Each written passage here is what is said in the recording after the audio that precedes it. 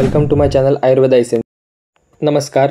तर या व्हिडिओमध्ये आपण विषाचे गुण, ओज व विषगुण फरक व विषाचे कार्य हे पाहणार आहोत। तर आयुर्वेदात अनेक आचार्यांनुसार विषाच्या गुणांचे वर्णन आलेले आहे। आयुर्वेदात विषाचे 10 गुण सांगितले आहेत। लघु रूक्षम आशु विशद व्यवायी तीक्ष्ण विकासी सूक्ष्म उष्मन अनिर्देश्य रसम दंशगुणयुक्तम विषम तज्जम हा चरक चिकित्सास्थानमधील श्लोक आहे। वरील श्लोक हा चरक चिकित्सास्थानातील असून त्यात चरकाचार्यांनी विषाचे 10 गुण वर्णन केलेले आहेत। ते 10 गुण पुढील प्रमाणे आहेत। लघु रूक्ष आशु विशद व्यवायी तीक्ष्ण विकासी सूक्ष्म उष्ण अनिर्दिश्य रस।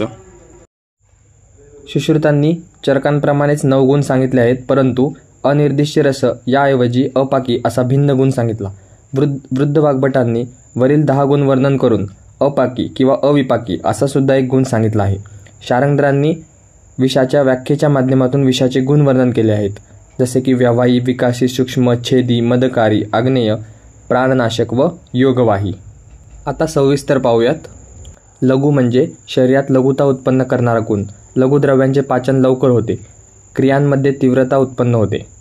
दुसरा वृक्ष शरीरातील द्रवाचे शोषण करतं, वृक्षता उत्पन्न करतं, जडत्वाचा नाश करतं, स्तंभन कार्य बलवर्णयाचा ऱ्हास करतं व खरत्व उत्पन्न करतं।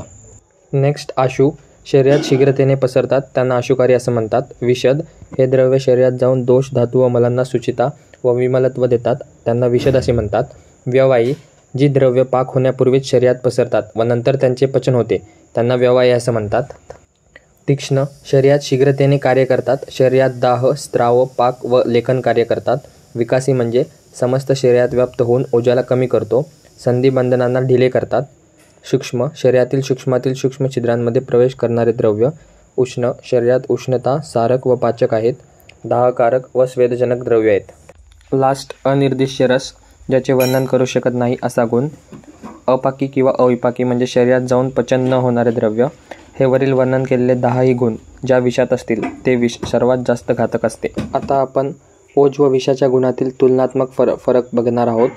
आयुर्वेदामध्ये ओजाला बल, तेज, आंतरिक शक्ती व सर्व धातूंचा सार असे म्हटले आहे। सुश्रुतांनी रसापासून शुक्रापर्यंतच्या धातूंचा उत्कृष्ट सारभूत अंश म्हणजे ओज व त्यालाच बल असे म्हटलेले आहे।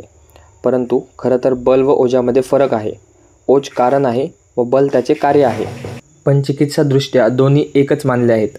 ओज सौम्य, स्निग्ध, शीत, श्वेत, शरीरस्थैर्यकारक, प्रसरणशील, निर्मल, कोमल, पिच्छिल व प्राणिमात्रांचा आधार आहे। ओज अभावाने शरीर हळूहळू नष्ट होते। चरकांनी ओजाचे 10 गुण सांगितले आहेत। खालील कोष्टकावरून विष व ओज गुणातील तुलनात्मक फरक स्पष्ट होतो। मद्यात सुद्धा विषाप्रमाणेच गुण असतात। तर हे आहेत विष व ओजातील गुणांचा फरक। विष लघु वृक्ष उष्ण तीक्ष्ण सूक्ष्म आशुकारी व्यवायी विकासी विशद आणि अनिर्दिश्य। ओज गुरु स्निग्ध शीत मृदू सांद्र प्रसाद स्थिर लक्षण पिच्छिल व मधुर। विष शरीरात गेल्याबरोबर ओजांच्या गुणांना नष्ट करण्यास सुरुवात करते। उदाहरणार्थ लघु गुरु गुणाला नष्ट करते, वृक्ष स्निग्ध गुणाला नष्ट करते। ओजाच्या नाशामुळे रोगाचा मृत्यू होतो। आता आपण विषाचे कार्य पाहूया। विषाच्या कार्यांचे वृद्ध वाग्भटांनी विस्तृत वर्णन केले आहे। शरीरात प्रवेश केल्याबरोबर विष सर्वप्रथम रक्ताला दूषित करते, त्यानंतर वात पित्त व कफ दोषांना आणि आशयांना एकाच वेळी दूषित करते व नंतर हृदयात प्रवेश करून ते मृत्यूचे कारण बनते। रक्त दूषित झाल्यामुळे सर्व शरीरात चिमचिमाहट होते व त्वचेवर कोट व मंडल उत्पन्न होतात, घाम येतो, रोमांच उठतात, शरीरावर मुंग्या चालत असल्याप्रमाणे वाटते, जांभया येतात, शीत पदार्थांची इच्छा होते, संपूर्ण शरीरात व्याप्त होते, दोष असहाय्य होतात।